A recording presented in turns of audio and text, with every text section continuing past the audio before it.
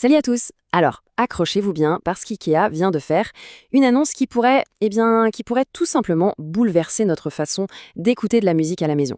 Fini les partenariats high-tech super chers, non non. La marque suédoise arrive avec une approche complètement différente. Une enceinte connectée pour le prix d'un café? Sérieusement? Ça peut paraître dingue, mais c'est exactement la promesse. Imaginez un peu, pouvoir mettre du son dans une pièce, ou même dans toute la maison, pour presque rien. C'est ça, le pari un peu fou d'IKEA. Et ce chiffre, il change absolument tout. Tenez-vous bien, 4,99 €. Oui, 4,99 €. C'est le prix annoncé en France pour cette petite enceinte. Là, on ne parle plus de baisser les prix, on parle de pulvériser, mais vraiment pulvériser les barrières pour accéder à l'audio connecté. Et bien sûr, avec IKEA, il y a toujours une petite histoire derrière le nom. Elle s'appelle Kalsup. En suédois, Kalsup, c'est la sensation un peu surprenante quand on avale une gorgée d'eau glacée par erreur. Ça, c'est marrant comme nom, non? Ça colle plutôt bien à l'effet de surprise de son prix et de son concept, en fait. Bon, la vraie question c'est, pour moins de 5 euros, on a quoi au juste? Allez, on va regarder ça de plus près, voir ce que ce petit cube a vraiment dans le ventre. Alors d'abord, le look.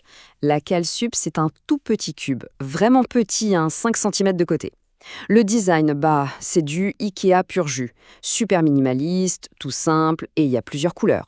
Comme ça, soit elles se font complètement dans le décor, soit au contraire, elles ajoutent une petite touche de couleur sympa.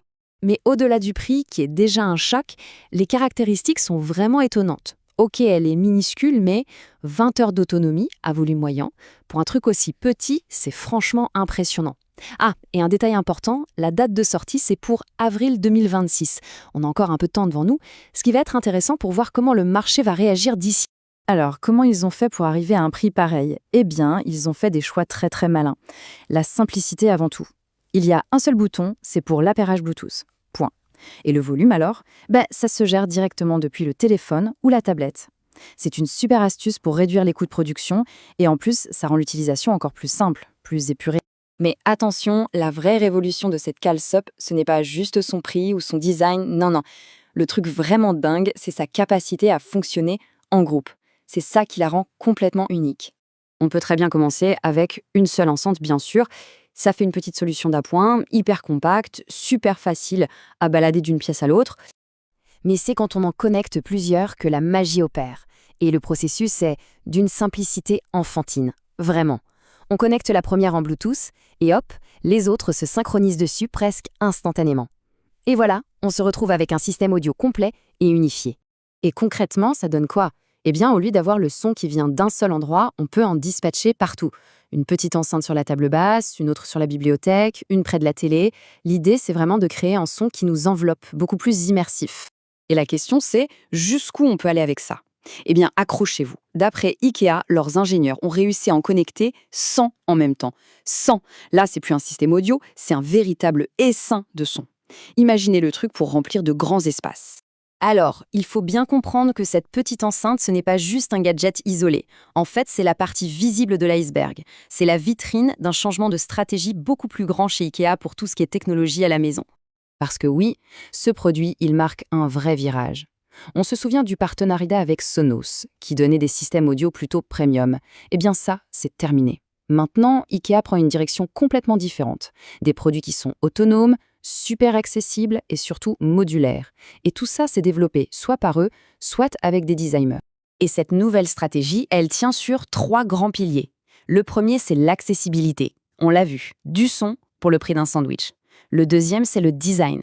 L'idée, c'est que la technologie n'a plus à se cacher. Au contraire, elle devient un objet de déco. Et enfin, le troisième pilier, la modularité. Le concept, c'est de pouvoir construire son propre système petit à petit en assemblant plein de petits éléments. Et la preuve que cette logique va au-delà du son, c'est qu'IKEA l'applique déjà à d'autres produits.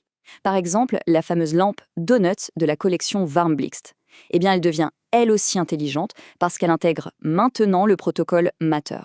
Et ça, c'est super important parce que ça veut dire qu'elle peut fonctionner avec n'importe quel système de maison connectée sans prise de tête. Ok, alors au final, qu'est-ce que ça change tout ça? C'est quoi l'impact de cette toute petite enceinte sur le monde de l'audio à la maison? Eh bien, le mot-clé, c'est la démocratisation. Ça démocratise complètement l'audio multipièce. Ce qui coûtait, il y a peu encore, des centaines, voire des milliers d'euros, devient accessible pour presque rien. On peut commencer tout petit, avec une enceinte, puis en ajouter une deuxième le mois d'après. On construit son système à son propre rythme et selon son budget. Et finalement, ça nous amène à une question assez fascinante.